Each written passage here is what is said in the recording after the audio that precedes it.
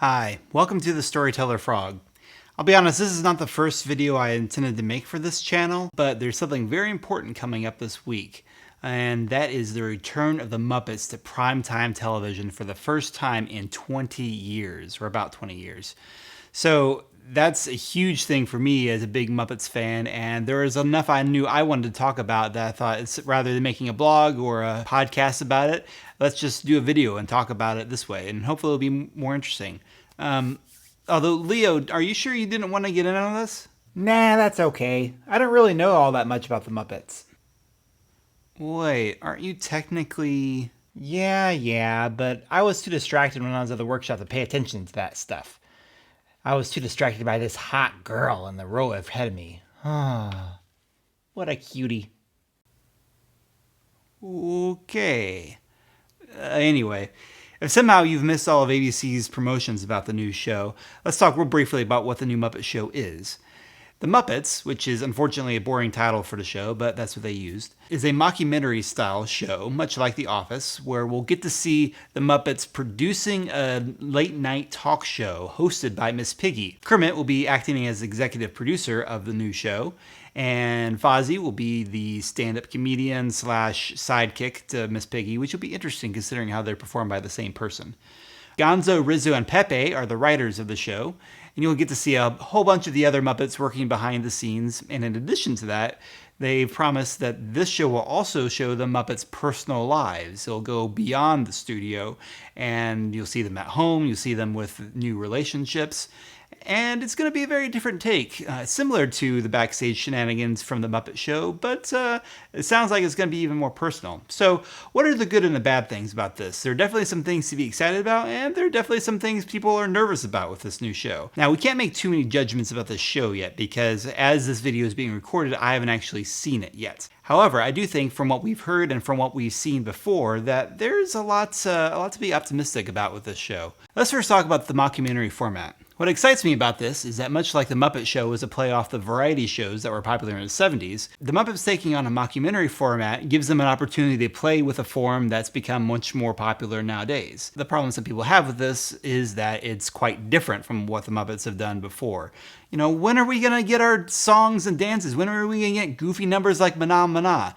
Well, thankfully, because they're producing a late night talk show, I think this actually gives them a lot of chances to do variety that stays closer to modern times. And the reason why I think this is important, some of the previous attempts to bring the Muppets to a new variety show format, like say the Jim Henson Hour when the Muppet television segments, or in Muppets Tonight, both shows which I enjoyed, don't get me wrong, but they both sort of felt like they were rubbing against the grain of what else was going on in TV at the time. However, late night talk shows are a bastion of that exact type of thing. Even today, you'll see talk shows that do all kinds of different crazy things, whether it's a game on Jimmy Fallon or songs. You know, a lot of talk shows have musical guests.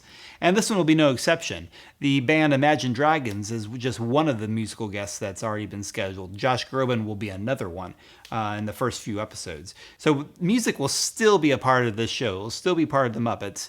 And I think that's going to be an exciting new way of doing it. Plus, there's the fact that the mockumentary style will be taking the camera to the characters' homes, to the places where they're by themselves, they're not with the rest of the gang. And this will be something new. This will be something exciting. And I keep talking about the new, like this is something good, and some people will be like, what? No, the Muppets should change. Well, but the Muppets have always been about trying new things, about growing and creativity.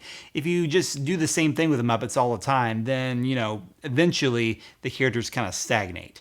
So I think there's a lot of neat opportunities for characters to be in situations that we haven't really seen them before. Like Fozzie dating a human person, for example. Or Fozzie dating in general. Well, that's never been done before. So I think it'll be interesting the new things they come up with to see what Kermit does at home, what the Electric Mayhem's house is like. Good grief. That sounds scary. Of course, if we're talking about characters and relationships, we have to talk a bit about Kermit and Miss Piggy, who have apparently broken up, which made a big buzz over the internet. Which is actually pretty cool that there's still that much attention to these characters that Twitter can be all abuzz about it, and everyone can be debating, well, whose fault was it, and all this kind of stuff. Now, on the one hand, some people can become a little over distraught about this. And be like, Kermit and Piggy are gone, my childhood, what have you done? True love is dead. Bah! Which, calm down.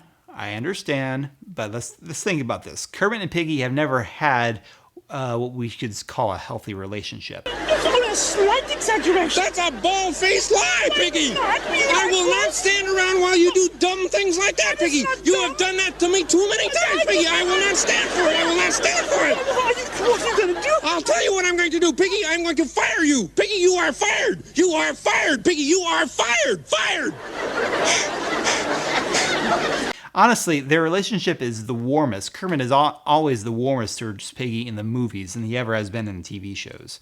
That holds true from the Muppet Show through Muppet Babies even. Piggy's always been the pursuer. Kermit's always been kind of, maybe. But in the movies, he'll go with it.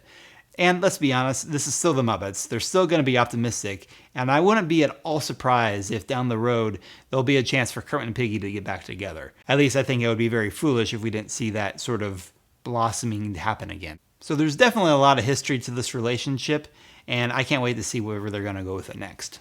Something else that a lot of reviewers have said about this show, and the Kermit Piggy breakup kind of relates to this, is that this is sort of the Muppets grown up. Because there's apparently a lot more adult situations, more adult humor in this new show. My life is a bacon-wrapped hell on earth. Can't say hell. This also has some people nervous, and I completely understand why that could be. The Muppets have a history of being very heartwarming, very fuzzy, but let's be honest, the Muppets can also be very adult. In fact, if you read any Jim Henson biography, you'll learn that he tried as much as possible to shed that for kids label that got put on him all the time. He definitely saw what he wanted to do to be for adults and people of all ages most of the time. If you watch The Muppet Show completely, you will see things that the Muppets would not do normally on Sesame Street. Presenting the end of sex and violence on television. Oh, Fuzzy, what are you carrying the fish for? Oh, just for the halibut?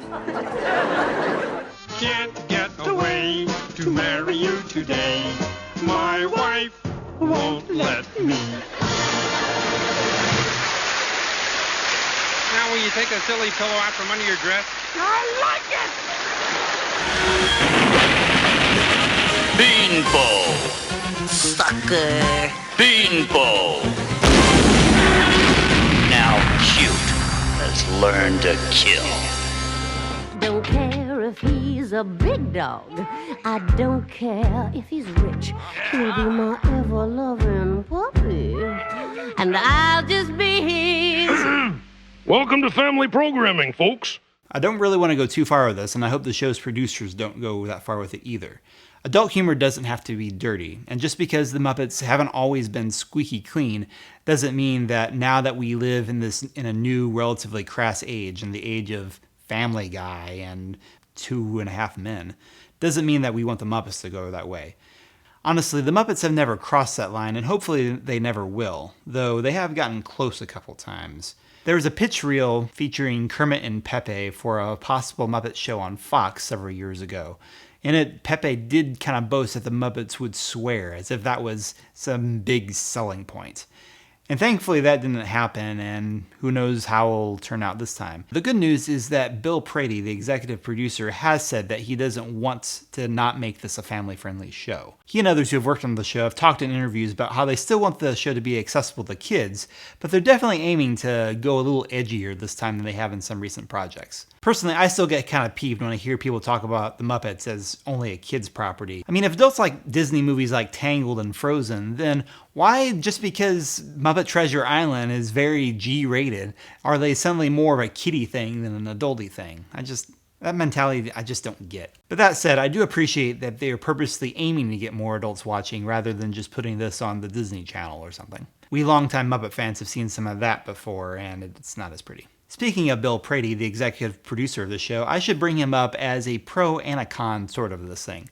The con side of it is that he's also the executive producer of The Big Bang Theory, which is kind of a divisive show. Granted, there are a lot of people who really love it, obviously, but I've also heard from some people that think it's not actually as nice to nerd culture as they would pretend that they are. And let's be honest, the laugh track is pretty abysmal in that show. But on the positive side of things, that also means that he has experience on a popular, well-lasting show. And even better news is that Bill Prady does have a history of working with the Muppets. He worked as a writer on several of their television specials, and was also involved in Muppet Vision 3D, which still plays at Walt Disney World Orlando today. So it's good to know that he's got that history and that familiarity with writing for the Muppets, and I can only hope that that carries over to the new show. The other good news about this is that the Muppet performers, the hands behind the Muppets, if you will, are quite excited about this show. Dave Gola has actually said at an event recently that he was super excited for the show. He hadn't felt this excited for a project since Fraggle Rock, and that's a good sign. Steve Whitmire, who performs Kermit, also said that the scripts for this show make him laugh out loud, something that scripts don't always do. So if the Muppet performers who are excited about this, especially people who worked with Jim Henson, I think that's also a very good cause to be excited about it. The most important thing I want to emphasize about the show is this. As I said earlier, the Muppets haven't been on regular television for about 20 years. They've had a long period of trying to figure out where their audience is and how best to reach them, and what a Muppet presence even looks like in the 21st century. They have had some successes in recent years. The 2011 film The Muppets was a big hit.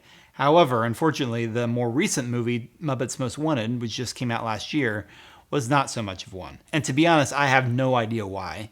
Muppets Most Wanted was as wonderful of a movie as the 2011 Muppets movie was, and some people just didn't seem to care enough to go to it. The Muppets have always been in sort of a tenuous place in the Disney company. Disney has so many other things going on, so much bigger things going on than the Muppets, that it can be very easy to just kind of push them in the corner and forget about them. If you go to the Disney parks now, you won't see a huge Muppet presence. In fact, Muppet Vision 3D was recently closed at Disneyland, and there's been rumors of it being closed at Walt Disney World in Orlando for a long time. If this show doesn't do very well, it's a good chance that it will be gone forever, and with that will go one of Jim Henson's final projects. And who knows, if worse comes to worse, it could be the very end of the Muppets themselves. At some point, if there's no definite hit for their franchise to hang their hat on and continue on with, they will fade into obscurity again. And to be honest, there's a certain segment of their audience that might be okay with that. There are some people who feel that the Muppets just haven't been the same since Jim Henson passed away 25 years ago. And if that's you, if you're like, I think the Muppets had their heyday, they just need to fade, then maybe this show just isn't going to be for you. However, if you have found enjoyment in anything the Muppets have done in the last 25 years, whether it was a movie, whether it was a special, whatever, then you owe it to them to watch this show. There are some people, when Muppets Most Wanted came out, that were like, yeah, I'm glad the Muppets are back, but I'm just going to catch this one on DVD. I don't want to go out of my way to watch this. That sort of attitude does not help. If you really like the Muppets, support them in any way you can. Watch the show when it's on, DVR it, and or watch it on Hulu afterwards. There are so many ways nowadays to see a TV program. Don't miss this one. I am begging you as a hardcore Muppet fan. I want to support this show as much as possible, and hopefully that doesn't involve spamming everybody's accounts out there. And I say all this realizing that the show may not be perfect at first. Heck, The Muppet Show wasn't a perfect show when it first started off. It took a while, even perhaps a whole season, for The Muppet Show to find its footing and figure out what it was doing. And as we all know, it turned out wonderfully. Sometimes I wonder, in today's instant gratification culture, if networks and audiences wouldn't have given The Muppet Show the time it needed to figure out what it wanted to do. And this is definitely a show that will probably need some time to figure out what it wants to do. I imagine there will be some episodes that just won't work in the first season. But if you're willing to stick with it, I've heard from some of the Muppet fan sites that it has a lot of promise. So please do not miss it. Please watch this show. Jim Henson once said that his characters would be around for as long as audiences demanded it. This is your chance to say one way or the other. Thanks for listening.